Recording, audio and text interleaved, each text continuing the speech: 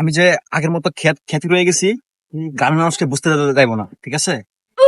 ওদের সামনে ভাব নিতে হইবো আমি খুব রিচ। আর ওইটা করছিলি, স্প্রে বোতলে পানি পড়ছিলি? জি জি বসছি। ঠিক আছে, গুড বয়, চল।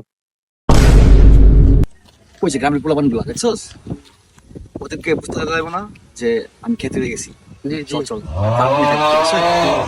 এই, রহিম একবার তো নেই। ঠিক হইতো। হ্যাঁ রে অবস্থাকে, হ্যাঁ না সারা বছর লুঙ্গি চিন্তা করছে।